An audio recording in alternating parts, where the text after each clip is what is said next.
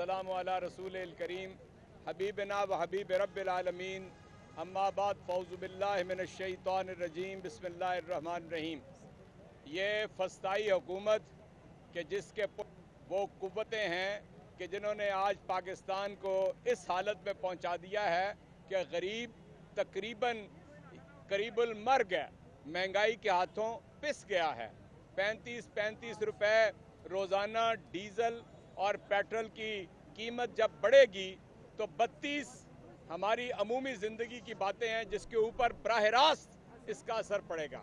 एक तरफ तो मुल्क के मुआशी हालत का और महंगाई का ये आलम है और दूसरी इस फस्ताई हुकूमत के हथकंडे ये हैं कि इन्होंने वहाँ से सारी रात जगाया फवाद चौधरी को और उसको गाड़ी में सवार किया और कहा कि घर जाना है लाहौर ताकि उसके घर की तलाशी ली जाए, हालांकि कोई चीज़ तलाशी लेने वाली नहीं है।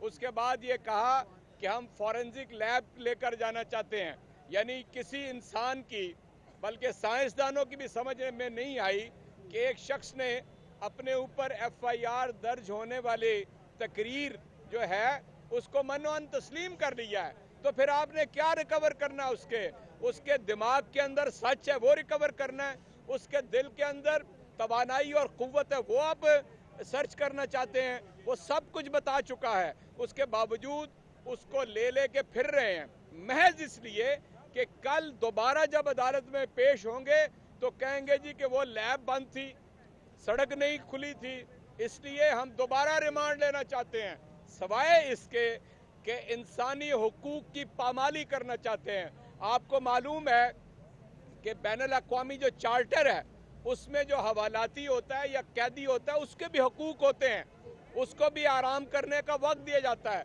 सोने का वक्त दिया जाता है, खाने और पीना देना जो गिरफ्तार करता है उसके जिम्मे होता है। ये सारा कस्टोडियल टॉर्चर है। अमेरिकी जो ह्यूमन राइट्स की यानी कमेटी है वो इसको बराह रास्त देख रही है, यूरोपियन यूनियन इसे बराह रास्त देख रही है कि पाकिस्तान के अंदर एक वाइब्रेंट पॉलिटिकल वर्क, एक वाइब्रेंट पॉलिटिशियन के जो अपनी बात कहता है उसके ऊपर खड़ा रहता है, उसके साथ ये सलूक रवा रख रहे हैं और ये सारा काबिल मुजम्मत है। और आप हैरान होंगे कि आखिरी इत्तला के मुताबिक सियाल मोड़ से उन्हें वापस ले गए हैं। ये है इंपोर्टेड हुकूमत, ये जालिमाना निज़ाम और इनके पुष्पना।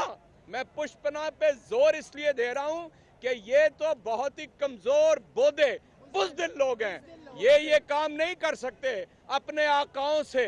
फिर कहते हैं कि उसको मुंशी क्यों कहा, जब मैंने पहले दिन कहा था मुंशी तो क्या चपड़ासी की भी हमारी नजर में इज्जत है, ये उससे भी गिरे हुए लोग हैं। चुनाचे मैं आज यहाँ पर मीडिया से यही कहना चाहता हूँ कि आपका बहुत शुक्रिया, आप पहली कॉल के ऊपर आ जाते हैं और आपकी वजह से हम कौम के सामने हकीकी सूरत हाल ले आते हैं।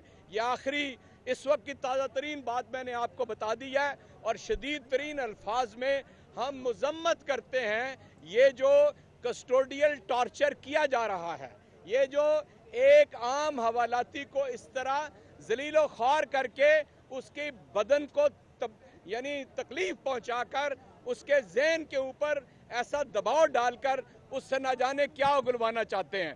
हम इस सारी बात की मजम्मत करते हैं और जिससे मैंने आगाज़ किया था, इस 22 करोड़ लोगों को जो हालात दरपेश हैं वो नाने शबीना को तरस गए हैं।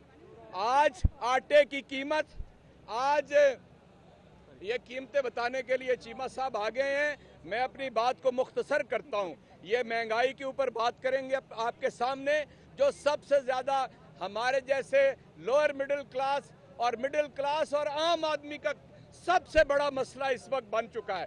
जितने दिन ये इम्पोर्टेड हुकूमत कायम रहती है उतने ही दिन ये अपने आका अमेरिका और उनके जो अमेरिका के जो हथकंडे हैं बजरिया IMF उनके ताबे महज हैं और ये इस मुल्क को बर्बाद करना चाहते हैं।